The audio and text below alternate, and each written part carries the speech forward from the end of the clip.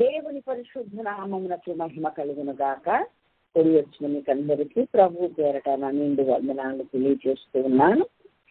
దేవుడు మరి వరుసగా మాట్లాడాలని ప్రేరేపించినటువంటి స్త్రీల భాగంలోని మేము నేర్చుకోవడానికి సిద్ధపడుతూ ఉన్నాం. ప్రభు మనందరికీ సహాయం చేయనుగాక. ఆ యొక్క స్త్రీల గురించినటువంటి బైబిల్లో వ్రాయబడిన మరి దేవుడు మరి ప్రత్యేకించి తెలియజేయబోతున్న స్త్రీలందరి గురించి మనం నేర్చుకోబోతుండగా అందులో మొదటి అంశముగా హవ్వాను గురించి మనము నేర్చుకోవలసి ఉంది. దేవుని వాక్యం త్వరగా ధ్యానం చేసుకున్నాం. ఆదికాండం 3వ అధ్యాయం 20వ వచనం. అక్కడ ఏమని వ్రాయబడి ఉందో నేను చదువుతాను. ఆదాము తన భార్యకు హవ్వ అని పేరు పెట్టెను, ఏలయనగా ఆమె జీవము గల ప్రతిదానికి నీ తల్లి. చాలా హవ్వ అంటే ఎవరో ప్రపంచం అంతటికీ తెలుసు, హిందువులకు కూడా తెలుసు. అసలు బైబిల్ జోలికి రాని వాళ్ళకు కూడా పాఠాలలో పాఠ్య పుస్తకాలలో ఆడానండి అని నేర్చుకున్నారు కనుక వాళ్ళు ఏం చేశారో అది కూడా చాలా మందికి తెలుసు కనుక ప్రత్యేకించి తెలియజేయాల్సిన అవసరం లేదు. సరే, ఈయనకు ఈ నామకరణం చేయడంలో దాని యొక్క ఉద్దేశము దేవుడు అదామ పేరు పెట్టాడు. ఏం పేరు అని అంటే హవ్వ. హవ్వ అంటే అర్థం ఏంటి అంటే జీవము గల ప్రతిదానికి తల్లి. ఏమండి, ఈ హవ్వ ఎప్పుడు సృష్టించబడింది అంటే ఆదాముని దేవుడు ముందుకు చేసిన తర్వాత నేల మట్టితో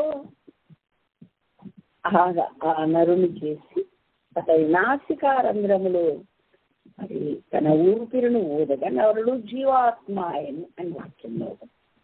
అయితే ఆదామును సృష్టించిన కొన్ని దినముల తర్వాత మరి హవ్వను మళ్ళా నేల మంటి తీసుకొని చెయ్యకుండా చెయ్యలేదు. ఆయన ప్రగాఢ నిద్రను కలగజేసి ఫస్ట్ ఆపరేషన్ దేవుడే చేశాడు అని మనం అందరం ఎరుగుడు. కాబట్టి ఆ ఆపరేషన్ లో ఆయన ప్రక్కలో నుండి ఎముకను మాంసం తీసి హవ్వను నిర్మించినట్లుగా మనకు వాక్యం ద్వారా మనకు తెలుస్తుంది. మనము ప్రతి వివాహ సందర్భంలో ఈ మాటను ధ్యానం చేసుకుంటాం, మనము నేర్చుకుంటాం ఎన్నో పాఠాలు. సరే, ఈ హవ్వమ్మను చేశాడు అని అంటే ఇప్పుడు ఇది ఆదాము పోలిక, దేవుని పోలిక, ఎవరిలో నుండి వస్తే ఆ పోలికే, ఆ బ్లడ్డే అదే పనిచేస్తుంది అని చాలా మంది మరి లోకరీత్యా చెప్తారు. డాడీ పోలికేస్తూ, అమ్మ పోలికేస్తూ, ఆ పోలిక ఈ పోలిక అని బ్లడ్ రిలేషన్ చెప్తూ ఉంటారు కదా. మరి ఇక్కడ అవ్వ ఆదాములో నుండి తీయబడిన ఈ అవ్వమ్మ ఆదాం పోలికలే ఉన్నాయా, ఆదాం బుద్ధులే ఉన్నాయా, ఆదాం మరి లక్షణాలే ఉన్నాయా అంటే వాక్యం ఒప్పుకోదు. ఎందుకని చూద్దాం దేవుని వాక్యంలో. ఆదికాండం 1వ అధ్యాయం 26, 27 వచనాలు మనము చదువుకుంటే అక్కడ స్పష్టంగా పరిశుద్ధాత్ముడు రాసి పెట్టాడు. దేవుడు మన స్వరూపమందు మన పోలిక చొప్పున నరులను చేయడము అని. వారు సముద్రపు చేపలను, ఆకాశ పక్షులను, పశువులను, సమస్త భూమి మీద ప్రాకు ప్రతి జంతువును ఏలుగా కరి పలికెను. దేవుడు తన స్వరూపమందు నరును సృజించెను. దేవుని స్వరూపమందు వారిని సృజించెను, స్త్రీని గాను పురుషుని గాను వారిని సృజించెను. దేవునికి మహిమ కలుగునుగాక. ఆదాము నుండి తీయబడింది గనక హవ్వమ్మ ఆదాము పోలికలే, ఆదాము స్వభావం ఉంటదేమోనని ఈ ఒక్క మాటే చదువుకున్న వాళ్లకు మరి అంతే అర్థమవుతుంది. కానీ ఎప్పుడైనా బైబిల్ను మనము పరిశీలించి చదువుకోమని వాక్యం చెప్పింది. యెహోవా గ్రంథమును పరిశీలించి చదువుకోముడి అని యెషయా గ్రంథం 34వ అధ్యాయం 16వ వాక్యం చెప్తూ దేని జతపక్షి దానికి ఉంది, యెహోవా ఊపిరి వాటిని పోగు చేయును అన్నాడు. దేవుని స్తోత్రం.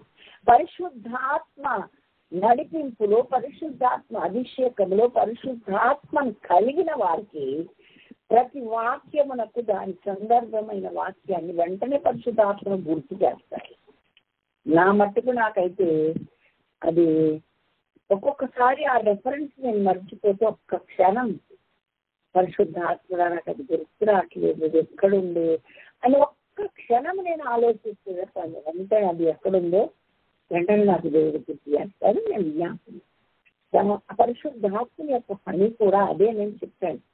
నేను ఏ సంగతులను మీకు ఆజ్ఞాపించుతున్నా వాటన్నిటికీ మీకు జ్ఞాపకం చేయను అన్నాడు. దేవుడికి స్తోత్రం. హల్లెలూయా. వ్రాయబడిన లేఖనాలను కూడా మనకు గుర్తు చేసి మనల్ని హెచ్చరించగలిగేది పరిశుద్ధాత్ముడే. సరే, ఇక్కడ దేవుడు దేవుని పోలికలోనే అవ్వను చేశాడు, ఆదామును చేశాడు.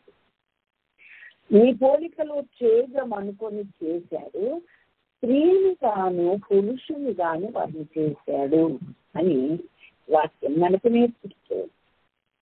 దేవునికి మహిమ కలుగునుగా.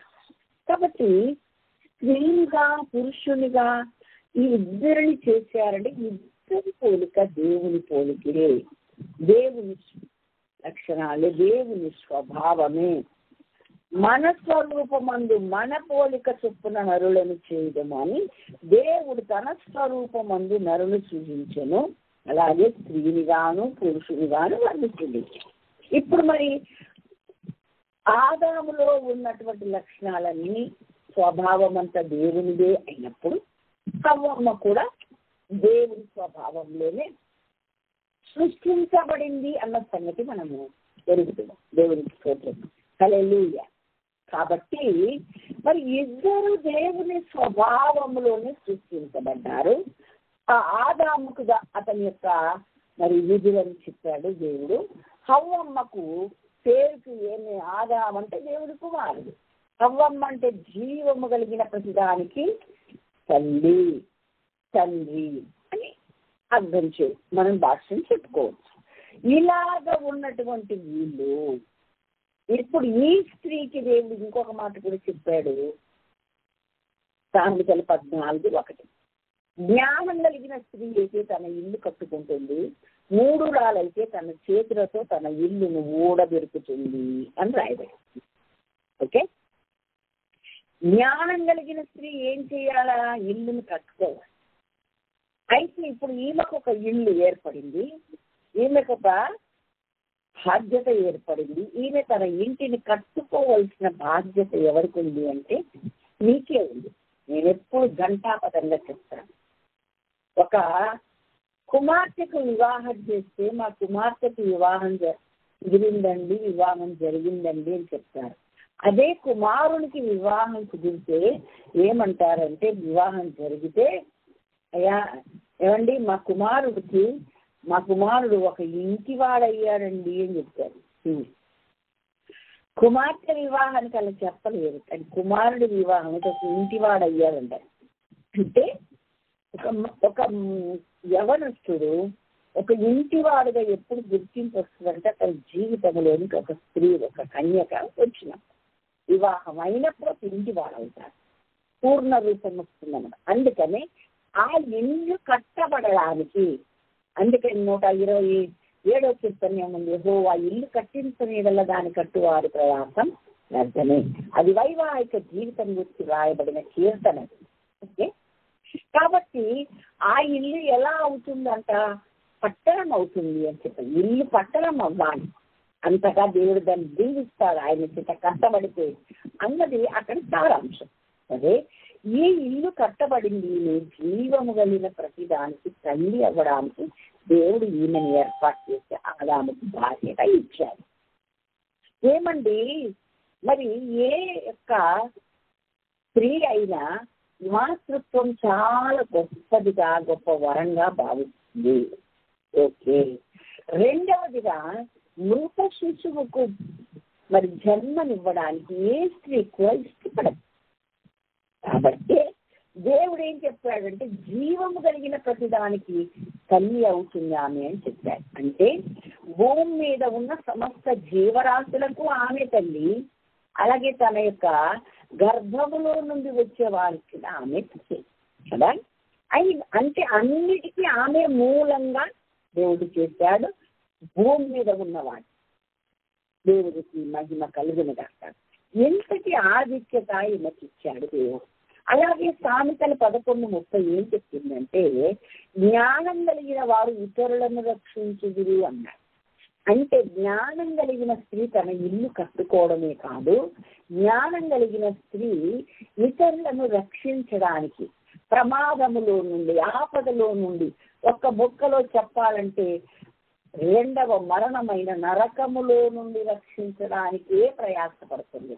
తన కుటుంబాన్ని, తనను కూడా, అనేకులను కూడా రక్షించుకొనుటకే ఈ జ్ఞానం కలిగిన స్త్రీ మరి ప్రయాసపడుతుంది. జీవము కలిగిన ప్రతిదానికి తల్లి.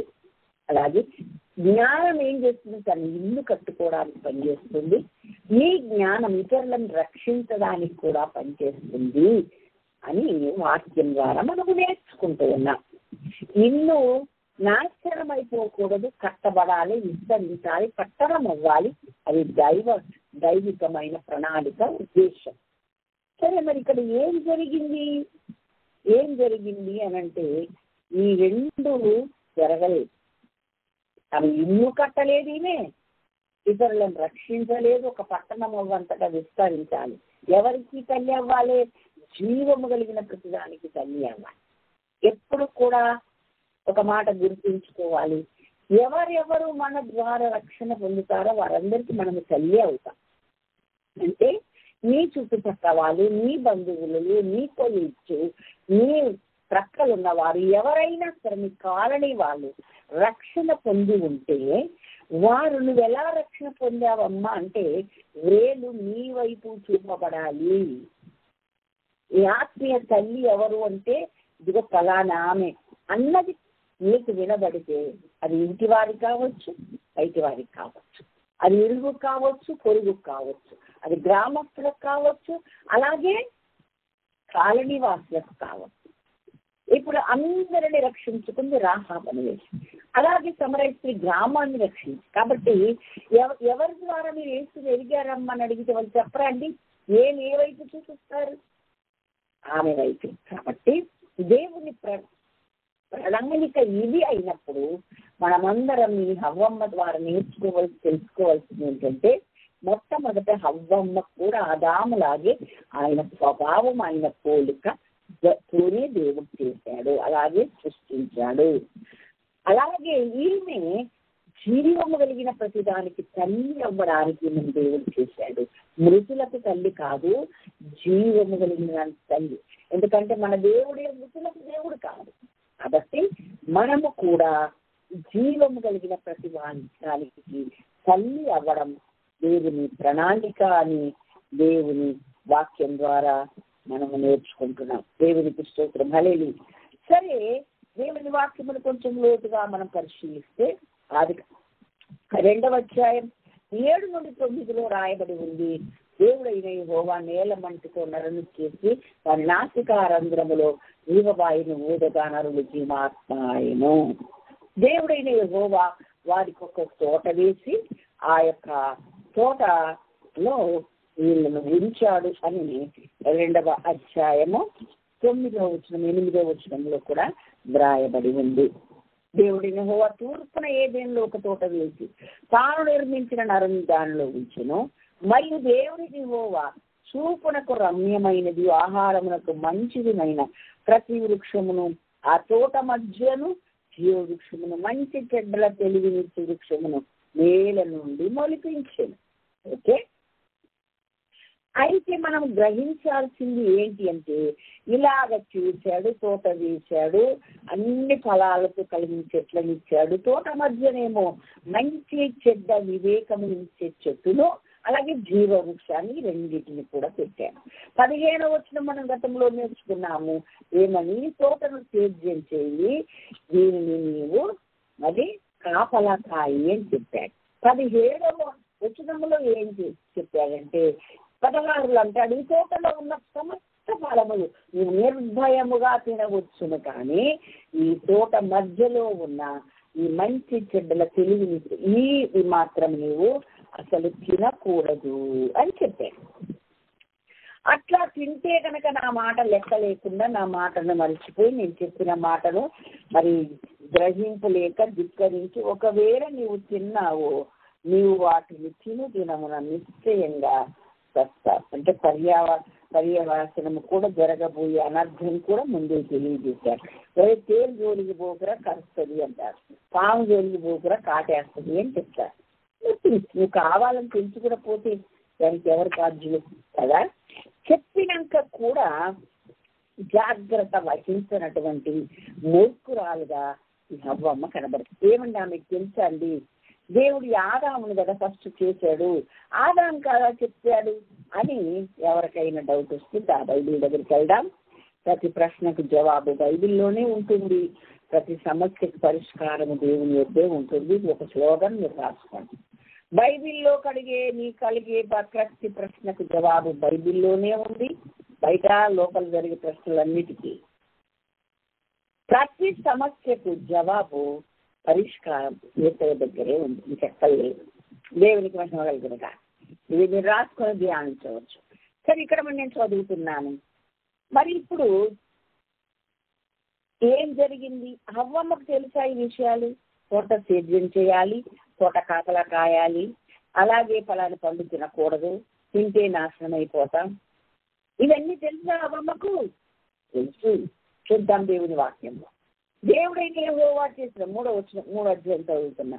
సమస్త భూజంతువులలో సర్పం యుక్తి గలదయ్యుండెను, అది ఆ స్త్రీతో ఇది నిజమా? ఈ తోట చెట్లలో దేని ఫలములై మీరు తినకూడదని దేవుడు చెప్పానా అని అడిగాను. అందుకు ఆ స్త్రీ, ఈ తోట చెట్ల ఫలములను మేము తినవచ్చును, అయితే తోట మధ్యనున్న చెట్టు ఫలములను గూర్చి దేవుడు మీరు చావకుండునట్లు వాటిని తినకూడదని వాటిని ముట్టకూడదని చెప్పానని సర్పముతో అనెను. ఏమండి, ఇప్పుడు ఈ విషయము దేవుడైన యెహోవా ఆదాముకు చెప్పిన విషయం ఆదాము హవ్వమ్మకు చెప్పాడా లేదా? ఓకే, దైవజనులకు దేవుడిచ్చే వర్తమానము ఆ దైవజనుల ద్వారా మనం వింటున్నామా లేదా? దేవుడే నాకు స్వయంగా చెప్పాలని ఎవరైనా మూర్ఖించి ఉంటే దానికి ఎవరైనా చేయలేరు, వాళ్ళందరూ హవ్వమ్మ జాబితాలోకి వెళ్ళిపోతారు. కానీ తెలిసి కూడా పొరపాటు చేస్తే కూడా హవ్వమ్మలాగే మూర్ఖురాలుగా మన ఇంటిని మనలను మనము నాశనం చేసుకున్న వారము అవుతాము. ఈమెకు తెలిసి విషయం, ఎందుకంటే అపవాదితో చెప్తూ ఉంది, సర్పంతో చెప్తూ లేనని ఆయన అన్ని తినవచ్చునని చెప్పాడు, కానీ ఫలాన్ని తోట మధ్యనున్న చెట్టు ఫలములను గూర్చి మాత్రం మీరు చావకుండానట్లు వాటిని తినకూడదు అని నాకు చెప్పాడు. ఎక్స్ట్రా ఇంకొకటి కలిపి ముట్టకూడదని కూడా చెప్పాడంట. అంటే మీకు తెలుసు కదండి, ఆదాము చెప్పాడు కదండి. ఇంకొకటి తోటను సేద్యం చేస్తూ తోటను కాపలా కాయమన్నాడు. మరి ఆ మాట ఈమెకు కూడా వర్తిస్తే, ఈమెకు కూడా తెలిస్తే ఈమె ఎందుకు ఒంటరిగా ఇటు వచ్చినట్టు? ఎందుకు ఆదాము సహవాసాన్ని ఎందుకు విడిచినట్టు? ఆదాము అక్కడ ఏం చేస్తున్నాడు? ఏం కూర్చున్నాడో, నిద్రపోయాడో, తోట పని చేస్తున్నాడు, ఏం చేసినా ఆదాము వెనకాల ఉండాలి కదా. నరుడు ఒంటరిగా ఉండటం మంచిది కాదని కదా ఈమెను చేశాడు. మరి ఈమె ఆయనను ఎలా ఒంటరిగా వదిలిపెట్టి ఇక్కడికి ఎలా వస్తుంది? ఈమె దేవునితో సహవాసం చేస్తూ వాళ్ళిద్దరు కూడా సహవాసం కలిగి ఉండడానికి దేవుడు ఈ నరులను చేశాడని నిన్నడుగున ట్యూస్డే రోజున మనం నేర్చుకున్నాం. అయితే ఇవన్నీ మరచిపోయి ఈ యొక్క తన యజమానునిగా ఇచ్చినటువంటి ఈ యొక్క ఆదామును విడిచిపెట్టి, ఈయన సహవాసం విడిచిపెట్టి ఒంటరిగా తోటలోకి ఎప్పుడెప్పుడు ఇలాగా ఈమె ఒంటరైపోతుందా అని అసలు సాతాను గాడు ఎదుర్కొంటాడు. అందుకే కదా దేవుడు ఒక పని పెట్టాడు, ఒక బాధ్యత పెట్టాడు కదా. సరిగ్గా ఇక్కడికి వచ్చేసి ఈమె ఎక్కడైతే ఒంటరిగా ఉందో అక్కడికి వాడు కరెక్ట్గా వచ్చేసాడు. వచ్చి ఏమంటుండు, ఈ తోట చెట్లలో ఫలములను తినకూడదని చెప్పాడు. ఇది నిజమా? వీడికి ఎలా తెలిసిందండి? వాడికి అన్నీ తెలుసు. దేవుడు చెప్తున్న ప్రతి విషయం వాడికి తెలుసు. అందుకనే కదా దేవుడు ఉపవాసాలు ఉన్నప్పుడు ఈ రాళ్ళని రొట్టెలు చేసుకుని తిప్పేవాడిని బైబిల్లో ఉంది, వాక్యంలో ఉంది, అలా చేసుకోవచ్చు ఇవన్నీ చెప్పాడు కదా. అందుకే దేవుడు వాక్యం ద్వారానే దానికి మనలో జవాబు ఇచ్చాడు. దేవుడికి మహిమ కలిగింది కాక. కాబట్టి అడిగాడనమాట, ఇది నిజమా అంటే అవును నిజమే అని చెప్పి ఈమె ఏం చెప్పింది, ఈ తోట చెట్ల ఫలములలో మేము అన్ని తినొచ్చు కానీ తోట మధ్యనున్న చెట్టు ఫలములను గురించి మీరు చావకుండాన్నట్లు వాడిని తినకూడదు ముట్టకూడదు అని చెప్పారని చెప్పింది. ఒక మాటని యాడ్ చేసింది, దేవుడు చెప్పండి ఒకటి చెప్పింది. సరే వెంటనే అదంతా ఉట్టిదే, మీరు తింటే మీ కళ్ళు తెరవబడితే మీరు దేవతలా అయిపోతారు, మరి ఏం కాదు అన్నట్లు ప్రాక్టీస్ చేశారు. మీ కన్నులు తెరవబడతాయి, మీరు చాలా దేవతల్లాగా ఉంటారు. అది దేవుడికి ఇష్టం లేక అలా చెప్పాడు, కానీ మీరు చావడం ఎక్కడ, మీరు చావరు, ఇంకా మీకు ప్రమోషన్ వస్తుంది అన్నట్టుగా చెప్పాడన్నమాట వాళ్ళు. వెంటనే చూడండి, అందుకు అప్పుడు ఆమె ఏం చేసిందంట, 6వ వచనం చదువుతుంది. ఆ స్త్రీ ఆ వృక్షము ఆహారమునకు మంచిది, కన్నులకు అందమైనది, వివేకమునిచ్చు రమ్యమైనది ఉండుట చూచినప్పుడు ఆమె దాని ఫలములలో కొన్ని తీసుకొని తిని తనతో పాటు తన భర్తకు కూడా ఇచ్చాను, అతడు కూడా తినేను. ఏమండి, అంతకుముందే చూసి పెట్టాడు కదండి తోటలో.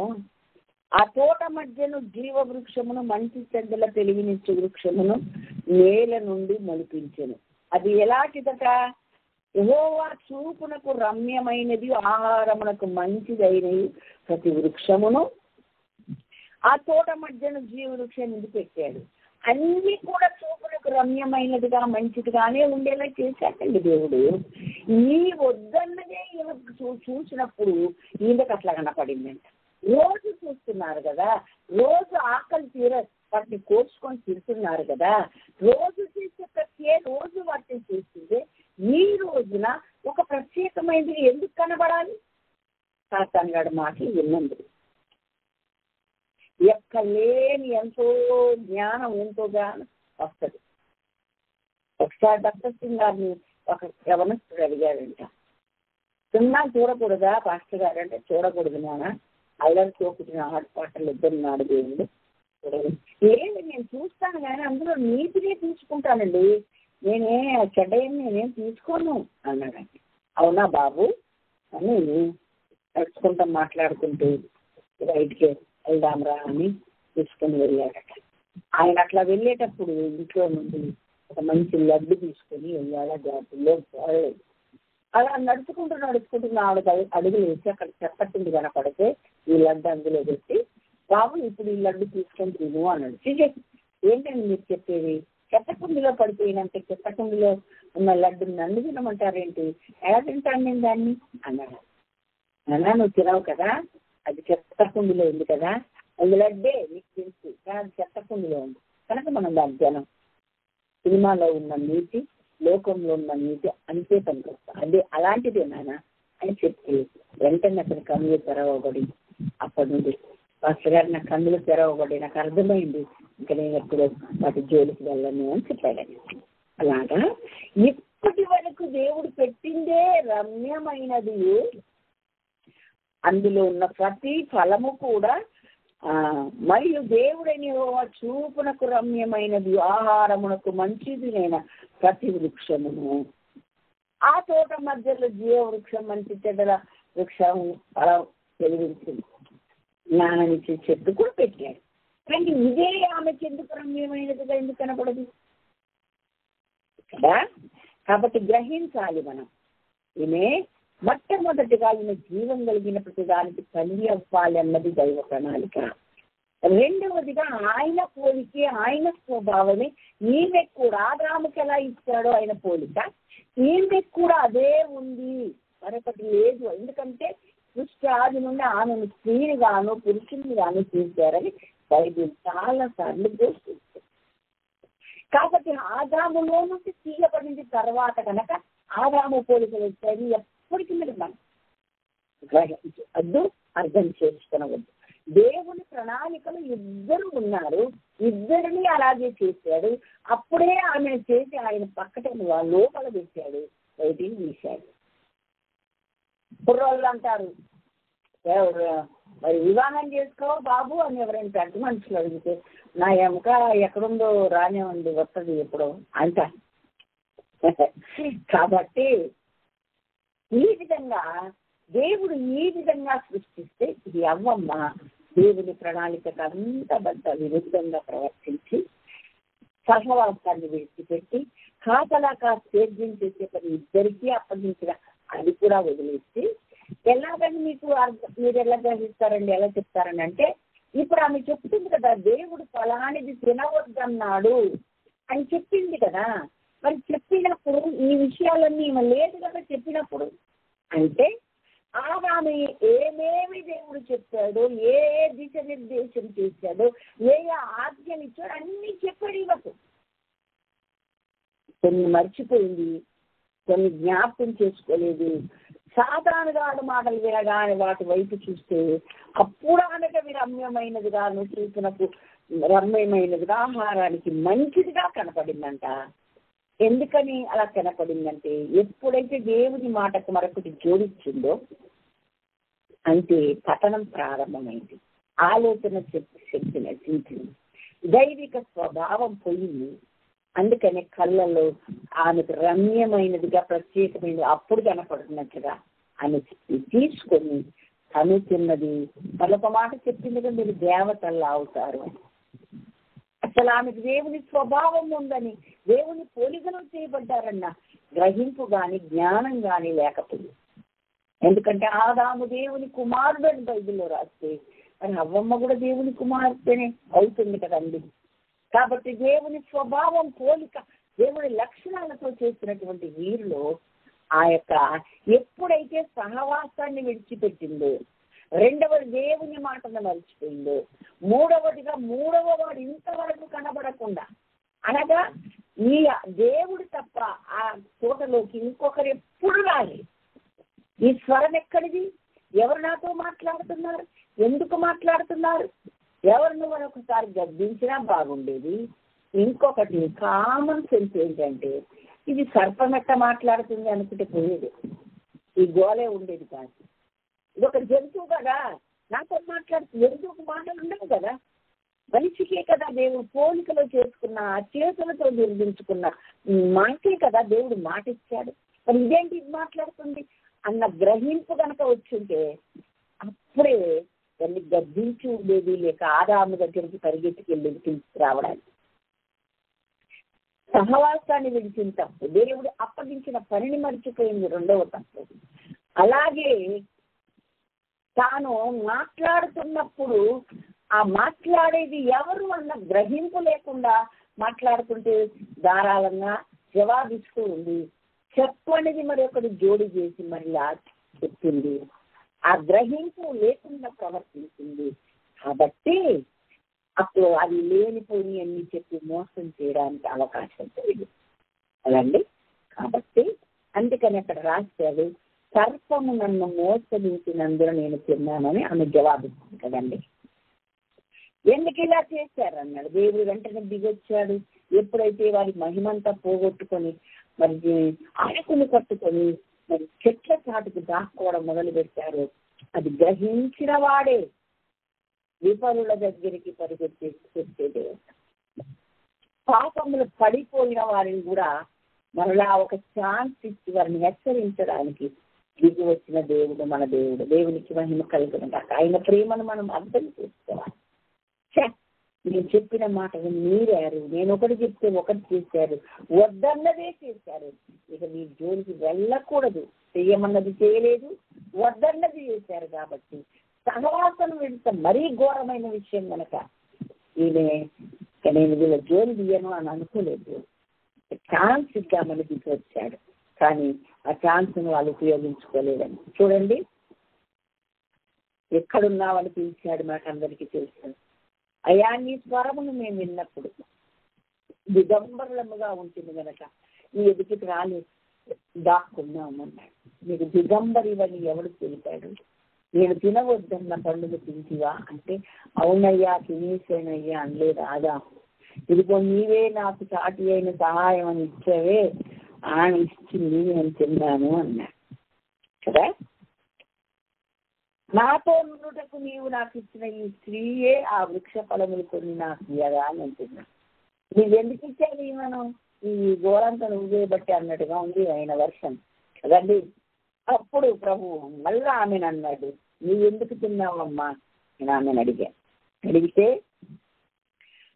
సర్పము నన్ను మోసపుచ్చినందున నేను తిన్నాను. ఏం చేసావు ఏం పనమ్మా నువ్వు చేసింది, ఎందుకు అలా చేస్తావు అంటే అన్నమాట. మరి తిరిగి వచ్చి చదివితే సర్పంని ప్రశ్నించినట్టు లేదు, ఎందుకంటే దాని బుద్ధే అది. ఇంకెందుకు ప్రశ్నిస్తాడు? మనలను ప్రశ్నిస్తాడు దేవుడు, అపవాదిని ప్రశ్నించడు. అపవాది బుద్ధే అది. అపవాది ఎప్పటికెప్పుడు అపవాది గురించి మనం హెచ్చరిస్తాడు, అపవాది గురించి మనకు విషయాలు చెప్తాడు. అది అలా చేస్తుంది, ఇలా చేస్తుంది, ఇలా మోసం చేస్తుంది, ఇలా వస్తుంది మీ దగ్గరికి, ఇలా మాయ మాటలు చెప్తుంది, ఇలాగ మీ యొక్క కిరీటాన్ని అపహరించాలని చూస్తుంది, మీరు జాగ్రత్తగా ఉండండి. దాని గురించి మనల్ని హెచ్చరిస్తాడు, కానీ దానికి చెప్పాల్సిన అవసరం లేదు. కాబట్టి ఇవన్నీ కూడా మరచిపోయింది, సహవాసాన్ని వదిలిపెట్టింది. దేవుని ప్రణాళికలో ఉన్నాము, ఆయన స్వభావం ఆయన పోలిక మాకుంది అన్న సంగతి మర్చిపోయింది. తోటను కాయాలి, సేద్యం చేయాలి. ఆదాముకు అది చెప్పాడట, నేను ఆదాముకు సాటి అయిన సహాయాన్ని గనక నేను కూడా ఆయన పనులలో నేను భాగం పుచ్చుకోవాలి, నేను కూడా సాయం చెయ్యాలి, అది మరిచిపోయింది. అన్ని తినవచ్చును కానీ ఫలాన్ని తినవద్దు అని ఖచ్చితంగా చెప్పినటువంటి ఆ మాటను కూడా మర్చిపోయింది. ఎన్ని అనర్థాలు ఒక హవ్వమ్మ వల్ల జరిగాయి. మళ్ళా ఆ యొక్క సర్పం మాట్లాడుతుంటుంది, ఏమిటనా ఈ సర్పం నాతో మాట్లాడుతుంది, దీనికి నోరెక్కడిది, మాట ఎక్కడిది అన్న గ్రహింపు లేకుండా పోయింది. మూసిపోయాయి కన్నులు, నశించిపోయి. అలా కాకుండా మరలా ఆమె లేనిది మరొకటి కల్పించింది. తినొద్దు అన్నాడు దేవుడు, తినొద్దనియు ముట్టవద్దనియు చెప్పాడని. ఓహో, ఈమె దేవుడు మాటలు ఎప్పుడు మర్చిపోయింది, ఈమెకు సరిగ్గా గుర్తే లేదు. కాబట్టి ఇప్పుడు నేనేం చెప్పినా నమ్ముతుందని చక్కగా చెప్పాడు, బాల్ట పెట్టించాడు. అది ఆమె మొత్తం జరిగిపోయింది. అర్థమైతే కనుక ఇప్పటికైనా ఒప్పుకుంటారంటే ఆదాము ఒప్పుకోలేదు, హవ్వమ్మ ఒప్పుకోలేదు. అందుకని వారిని శపించేసి దేవుడు వారికి ఇచ్చిన తీర్పులు ఇచ్చి, ఆ తర్వాత దేవుడు ప్రేమామయుడు గనక నీ నిమిత్తం ఈ యొక్క నేల కూడా శపించబడి నువ్వు కష్టం చేసి చెమట ఓడ్చి బతుకుతా, ఇక ముందు అంతకుముందు నీకు ఆ బ్రతుకు లేదు, ఈ బ్లాంగ్ చేసావు గనక నీకు ఇదే బ్రతుకన్నా. మరి ఆదాము అన్న మాటకు మరి అర్థం ఏంటి అని అంటే, చూడండి, దేవుని కుమారుడు కదా, మరి నువ్వు తిను దినమున నిశ్చయంగా చస్తావు అన్నాడు. ఒక అతను అన్నాడు, ఆదాము ఇన్ని సంవత్సరాలు బతికెను అని 5వ అధ్యాయంలో రాస్తే బైబిల్ అంతా తప్పే, నువ్వు తిన్న దినమునే చస్తావని దేవుడు చెప్తే ఇంకా బతికే ఉన్నాడు, ఇన్ని 100 సంవత్సరాలు బతికి కుమారులను కుమార్తెలను అన్నాడు. ఇప్పుడు బైబిల్ ఎంత శుద్ధ తప్పో దీన్ని బట్టి మనకు అర్థమవుతుంది అని చెప్పారు. అర్థం కాదు, పైపై అక్షరమే వాళ్ళకు తెలుస్తుంది, ఆత్మ సంగతులు వాళ్ళకు తెలియదు. ఎప్పుడైనా అక్షరాన్ని తీసుకుంటే సస్తా, ఆత్మ సంగతులు తీసుకుంటే మనం బతుకుతాం. దేవునికి మహిమ కలుగుండాలి. హల్లెలూయా. అయితే ఏంటి అర్థం ఏంటంటే, నువ్వు చస్తు దినం చస్తూ బతుకుతావని అర్థం.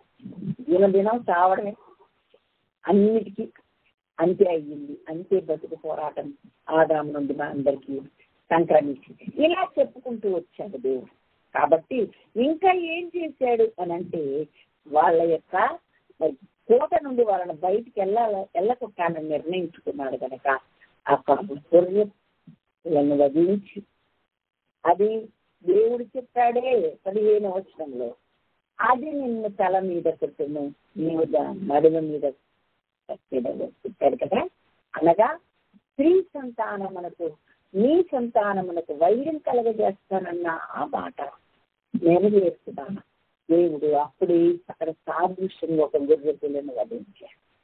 ఆ సిగ్గు ఆ దిగంబరులుగా తోట నుండి బయటికి వెళ్ళకుండా చర్మపు చొక్కాయలు కుట్టించి తొలగించి పంచి అక్కడికి దేవుడు ఎంతో మేలు చేశాడని అక్కడ కూడా ఆయన ప్రేమ మనకు కనబడుతుందండి. మరి తోటలోనే ఉంటుంది కదండి, ఎందుకు ఎలా కొట్టాడు బయటికి అంటే అక్కడ జీవవృక్ష ఫలం ఉంది, మంచి చెడ్డలకు లేవించపరచడం తినవద్దన్న తినేశారు. మరి మరలా జీవవృక్ష ఫలాలు తింటే నిరంతరం పాపిగానే బతుకుతారు.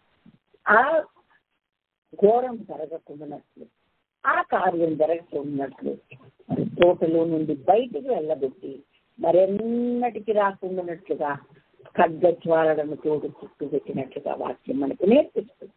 కాబట్టి మనం గ్రహించాల్సింది ఏంటి అంటే ఇంకా హవ్వమ్మ అలాగా సహవాసం లేకుండా బతకూడదు. దేవుడు చెప్పినట్టు ఆజ్ఞను మనం అనుసరించాలి.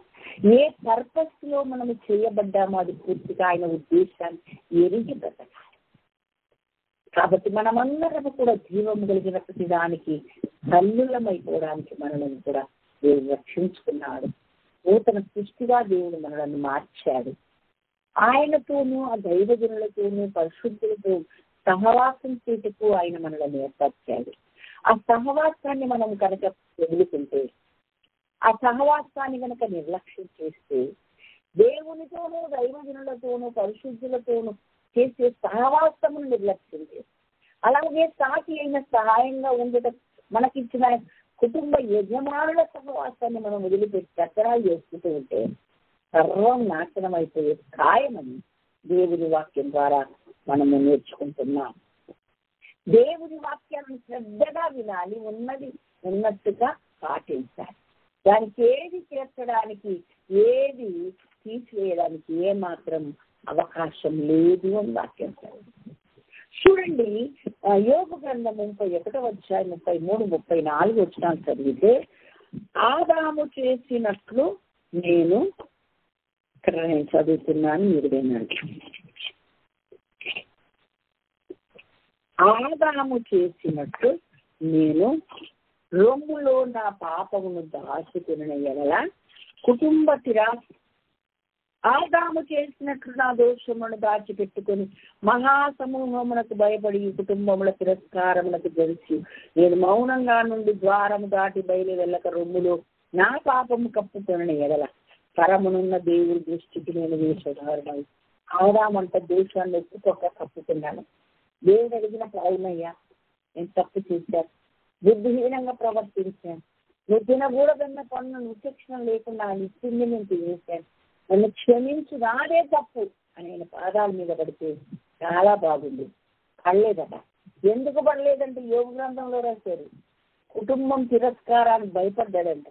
ఎక్కడ కళ్యాణం చేసి చూసిందనమాట. ఇంకేమి లేదు, నువ్వు ఒప్పుకున్నావంటే నువ్వు అని భయపెట్టిందనమాట.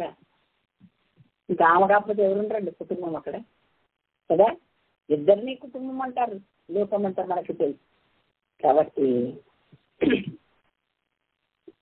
అందుకే ఆదాము ఒప్పుకోలేదు, ఆమె కూడా ఒప్పుకోలేదు, ఎవరు ఒప్పుకోలేదు. ఒప్పుకునే స్వభావమే అవ్వమ్మకు కోల్పోయింది. భయంకరమైన కఠినపురాలు అయిపోయింది. ఇద్దరు కూడా మరి తోట నుండి బయటికి వెళ్ళకొట్టబడ్డారు. ఆ శాపం భూమి కూడా అనుభవించేలాగా దేవుడు చేశాడు. ఇద్దరికి ఆమె బతుకాలం అంతా చెమట వచ్చి బ్రతకాలి, నీకు పంట ఇవ్వదు, నువ్వు చాలా కష్టపడతావు, కష్టం చేసి పడతావు, ఏ నేల నుండి తీయబడ్డావు ఆ నేల మీదకి వెళ్ళిపో, నేలలోకి పోతావు, మట్టి కలిసిపోతావని ఆదాముతో చెప్పాడు. నీకు ప్రసవ వేదన నేను ఎక్కువ చేస్తున్నానని అవ్వమ్మకు చెప్పాడు. వాళ్ళు అట్లా అనుభవించుకుంటూనే వాళ్ళు ఉన్నట్లుగా ఆయనకు బదులుగా ఆ యొక్క శాపాన్ని తను భరించారు. ఇక్కడే ఆ ప్రణాళికను, ఆయన రక్షణ ప్రణాళికను 3:15లోనే రచించాడు ఆయన. ఆ ప్రకారంగా సాదృశ్యంగా అప్పుడే గొర్రె పిల్లను వధించి వాళ్ళకి వస్త్రాలు కుట్టి ఇచ్చాడు. అంటే యేసుక్రీస్తు మరణముతో మన అవమానం కుట్టివేయబడింది, మన మరణము కూడా కుట్టివేయబడింది. దేవునికి మహిమ కలుగునుగా. హల్లెలూయా. దేవుడి ప్రేమను మనం అర్థం చేసుకోవాలి. కనుక ఎంత చక్కగా దేవుడు మనతో చెప్తూ ఉన్నది ఏమని, మనము పొరపాట్లు చేసినప్పుడు, అవివేకంగా అజ్ఞానంగా ప్రవర్తించినప్పుడు పరిశుద్ధాత్మ దేవుడు మనకు గుర్తు చేస్తే వెంటనే ఒప్పుకొని విడిచిపెట్టడం మనకెంతైనా ధన్యకరం. అతిక్రమములు దాచిపెట్టువాడు వర్ధిల్లడు, వాటిని ఒప్పుకొని విడిచిపెట్టువాడు కనికరం పొందునని సామెతలు 28:13 ఆ మాట వ్రాసి ఉంది. కాబట్టి ఒప్పుకోవాలి, విడిచిపెట్టాలి. చాలా మంది ఒప్పుకుంటారు, గుళ్ళో వాక్యం విన్నప్పుడు ఒప్పుకుంటారు, దేవా తప్పు చేశాను ప్రభు అని. విడిచిపెట్టలేదు. ఒక పాట ఉందిలే, లోకంలో హల్చల్ అవుతూ ఉంటుంది. ఏంటంటే తప్పులు చేయుట మా వంతు, దయచేసి విడిచిట మీ వంతు. ఎంత బాగుందో వాళ్ళ పాట. కానీ అలా కాదు, మనం అలా కాదు. తప్పు చేసి ఒకవేళ పొరపాటు జరిగిందా, ఆత్మక్షత గద్దించబడినప్పుడు, దేవుని వాక్యం మనతో మాట్లాడినప్పుడు, దేవుడు మనల్ని హెచ్చరించినప్పుడు వెంటనే ఒప్పుకొని విడిచిపెట్టాడు. నిజంగా దేవుడి పాదాల మీద ఆయన దిగి వచ్చాడు. ఆ ఇద్దరు పాపం చేసి దిగంబరులు అయ్యారని ఎరిగి కూడా దిగి వచ్చాడు ప్రేమామయుడు. వెంటనే ఆయన పాదాల మీద పడిపోయి, అవునయ్యా ఒప్పుకుంటున్నానయ్యా, నేను తప్పు చేశాను, నన్ను క్షమించయ్యా, ఈ యొక్క భయంకరమైన ఈ స్థితి నుండి నన్ను విడిపించమంటే దేవుడు అప్పుడు ఏం చేసేవాడు, ఎలా కార్యం చేసేవాడు మనకు తెలియదు. కానీ ఆ దుర్గతి మాత్రం వాళ్ళకు ఉండేది కాదు. కాబట్టి ఒప్పుకోక కుటుంబముల తిరస్కారములకు జరిసి ఆదాముల దోషమున్న రొమ్ములో కప్పుకుంటే నేను వేషధారణ అవుతాను అంటే ఆదాము కప్పుకున్నట్టే లెక్క, ఒప్పుకోలేదని లెక్క. మనకు అర్థమవుతుంది వాక్యం కనుక ఎప్పుడు కూడా పొరపాటును ఒప్పుకోవాలి.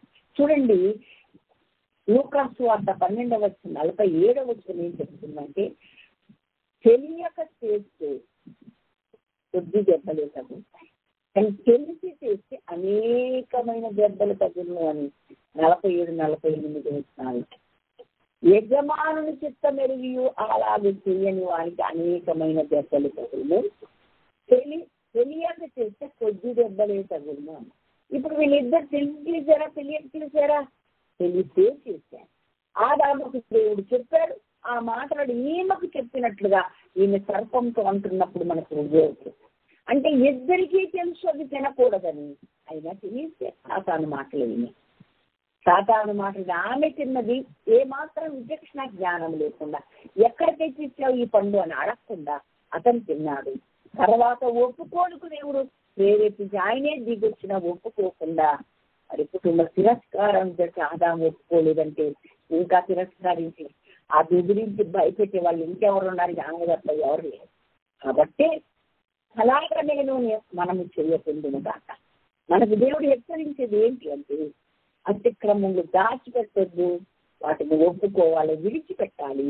అప్పుడు దేవుని కనికరం మన మీదకి వస్తుంది, ఆయన మనల్ని క్షమిస్తాడు.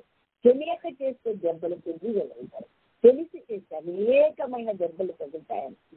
చూడండి, లూకాసు వార్తలో 23:33-34 ఏమని రాశాడు దేవుడు. అక్కడ శిలువ మీద మొట్టమొదటి మాటగా మనం చదువుకుంటాం, తండ్రి వీరేమి చేస్తున్నారో వీరు ఎరుగరు గనక వీరిని క్షమించుకోండి. అంటే ఎరిగి చేస్తే క్షమించేది లేదుగా. ఒకవేళ ఎరిగి చేస్తే ఆయనంతటి ఆయన ప్రార్థన చేయడు, వాళ్ళు అడిగితే క్షమిస్తా, ఒప్పుకుంటే క్షమిస్తా, క్షమించమని అడిగితే క్షమిస్తా. కాబట్టి మనం నేర్చుకుంటున్న పాఠం, తెలిసి కూడా పొరపాట్లు మనము చేయకూడదు. దేవుడు ఏది వద్దన్నాడు దాని వైపు మనం అసలు చూడకూడదు. అంతకుముందు చూస్తే ఆహారమునకు మంచిది రమ్యమైనదిగా కనపడలేదా, ఇప్పుడే కనపడిందా? ఆయన సృష్టించడం ఎలా సృష్టించడం బైబిల్ చెప్తుందిగా, ప్రతి పంట అలాగే సృష్టించడం చెప్తుంది. ఏది దేవుడు వద్దంటే అదే నీకు అంత బాగా కనపడిందా? లోకములో ఉన్నదాన్ని దేన్ని మీరు ప్రేమించకుడు, లోకములో ఉన్నదంతా ఈ నేత్రాశయు జీవపుడంత, శరీరాశ నేత్రాశ జీవపుడంతమని దేవుని వాక్యంలో రాయబడి 2:15. కాబట్టి దేని వైపు చూడదు, దేవుని వైపు మాత్రమే మనం చూడాలి. ఆకాను వద్దన్న దాని వైపు ఎందుకు చూడాలి? నేను దాన్ని చూసి ఆశించి తెచ్చుకొని గుడారంలో పెట్టుకున్నాను అన్నాడు. తనకు తన కుటుంబానికి నాశనం తెచ్చుకున్నాడు. కాబట్టి మనం చాలా జాగ్రత్తగా దేవుని సన్నిధిలో సహవాసాన్ని విడిచిపెట్టక, దేవుని యొక్క అప్పగించిన పనిని మరచిపోక, దేవుని యొక్క మాటలను జ్ఞాపకం ఉంచుకొని మరి దేవుని సన్నిధిలో బహు జాగ్రత్తగా మనం బ్రతకాలి. దేవుని మాటలు ఉన్నవి ఉన్నట్టుగా మనం నెరవేర్చాలి, మనం ఇతరులకు చెప్పాలి. కానీ దేవుని దాంట్లో చేర్చడానికి నీకు నాకు ఎవరికి అధికారం లేదు. మూడవదిగా, మాట్లాడుతున్నవాడు ఎవడు అన్న విచక్షణ జ్ఞానం కోల్పోయింది. సహవాసాన్ని విడిచడం వలన మనం సాతాను యొక్క కుతంత్రములో తంత్రాల్లో పడిపోయే అవకాశం ఉందని గ్రహింపు కలిగి మనం బతుకుదాం. ఎప్పటికీ దేవునితోనూ, దేవుని బిడ్డలతోనూ, వాక్యముతోనూ మనకు సహవాసం నేర్చుకో. అలాగే మన ఇంటి వారితో కూడా ఒక సహవాసాన్ని దేవుడు మనకి ఇచ్చాడు. అది మనం ఎక్కడికి విడిచిపెట్టి దూరంగా ఎవరికి వాళ్ళు ఉండడానికి అస్సలు అవకాశం లేదు. ఆదాయం ఒంటరిగా ఉండటం మంచిదిగా అవ్వనిస్తే అవ్వ ఒంటరిగా ఉండటం అంతకన్నా మంచిది కాదు, అంతకన్నా దరిద్రం పట్టుకుంది ఇప్పుడు. కాబట్టి అస్సలు దేవుడు దీన్ని సెలవు ఇవ్వను అన్నాడు. అలా కోరదు. కనుక మనం ఎప్పుడు కూడా దేవుడు ఇచ్చిన ఆజ్ఞలు కూడా మీరకుండా ఎప్పటికప్పుడు జ్ఞాపకం చేసుకుంటూ బహుజాగ్రత్తగా మసులుకున్నాము. పరిశుద్ధాత్మ దేవుడు మనల్ని హెచ్చరిస్తూ ఉన్నాడు. మనం చాలా జాగ్రత్తగా వాక్యానుసారంగా మనం జీవిద్దాం. చెప్పింది తప్ప చెప్పని దేవిని కల్పించి చెప్పకూడదు. శాపం వస్తుందని కలిగింది. కాబట్టి మనం దేవునితో సృష్టించబడిన మన యొక్క ఉద్దేశం ఏంటి, ఆయన మనకెందుకు, మన పర్పస్ ఏంటి, ఎందుకు సృష్టించాడు అని అంటే గుర్తు పెట్టుకోండి. ఆయన జీవము కలిగిన ప్రతిదానికి మనం కలియబడాలి, జ్ఞానంగా మసులుకోవడానికి, జ్ఞానంగా ప్రవర్తించడానికి, జ్ఞానము సంపాదించుకొని జ్ఞానం కలిగి ఉంటే నీవు ఇతరులను రక్షించుకుంటావు, నీ ఇంటిని కట్టుకుంటావు. మూర్ఖంగా ఉంటే, అవివేకంగా ఉంటే, అజ్ఞానంగా ఉంటే అవ్వమ్మలాగా అనేకమైన జీవం కలిగిన ప్రస్తుతానికి తల్లి అవ్వాల్సింది. ఆమె చచ్చి మృతులకు తల్లిగా మారి. కనుక మనం అట్లా ఉండకుండా జాగ్రత్త పడాలని ఎప్పటికప్పుడు దేవుని మాటలు మనం హెచ్చరిస్తూ ఉండగా మనము వాటిని జ్ఞాపకం ఉంచుకోవాలని, దేవుని మరి గీత దాటి అనగా దేవుడిచ్చిన ఆజ్ఞను దాటి, కట్టెల దాటి ఒక్క అడుగు పక్కకేసిన మనం సాతాను చెరలో పడిపోతాము. బాగా జ్ఞాపకం ఉంచుకుంటాం. తెలిసి చేయడం వలన అనేకమైన శ్రద్ధలు తగులుతాయని గ్రహిద్దాం. ఇంకా విఫలులైన, దేవుడికి దూరమైన, సహవాసాన్ని కోల్పోయిన ప్రేమ గల దేవుడు దిగొచ్చి మరలా అడిగితే కూడా చెప్పలేనటువంటి దౌర్భాగ్య స్థితి వాళ్ళకి కలిగింది. కాబట్టి మనము అటువంటి స్థితిలో లేకుండా వాక్యం నిన్ను గద్దిస్తే వెంటనే ఏ పొరపాటులు నువ్వు చేస్తున్నావు, మనం చేస్తున్నాం, ఏ ఆజ్ఞను అతిక్రమించాము, ఏ అవివేకమైన ప్రవర్తన మనలో ఉందో ఎవరికి వాళ్ళని పరిశీలించదు. వెంటనే టర్న్ అవ్వడం చాలా చాలా మంచిది. దేవుడు చాలా ప్రేమిస్తున్నాడని మనకు అర్థమవుతుంది. ఏంటి అంటే అవమానమును కొట్టేస్తాడు ఆయన, అతడే ఆ యొక్క వస్త్రాలు తొలగించుకొని చేశాడు. అది జరగబోయే బలికి సాదృశ్యంగా చేశాడు. రెండవదిగా ఎందుకు వెళ్ళగొట్టాల్సి వచ్చిందంటే పాపిగానే నిరంతరం జీవిస్తాయి. ఎందుకంటే జీవవృక్ష ఫలాలతో తింటే పాపిగానే బ్రతకాల్సిన దుర్పతి వస్తుంది కనుక అది కూడా మనకు సంభవించకుండా దేవుడు ప్రేమించాలని మనం గ్రహించి మన మీద ఉన్న అపారమైన ప్రేమను నిర్లక్ష్యం చేయక మనకు చాలా జాగ్రత్తగా మన మనుగడను సాగిస్తూ జీవం కలిగిన ప్రతిదానికి తల్లి అవుదాం. దేవునితోనూ దైవజనులతోనూ మన కుటుంబాలతోనూ చక్కని సహవాసం కలిగి ప్రభు మహిమ కొరకు భూమి మీద మనం బ్రతుకుదాం. మన విషయమైన దైవ ప్రణాళిక అక్షరాల 100% నెరవేర్చడానికే మనం సిద్ధంగా ఉందాం. అట్టి కృప దేవుడు మనందరికీ అనుగ్రహించును కాక. దేవుడి మాటలను దీవించును కాక. ప్రార్థించు. హల్లెలూయా, హల్లెలూయా, హల్లెలూయా, హల్లెలూయా, హల్లెలూయా. దేవుడి మాటలను దీవించును కాక.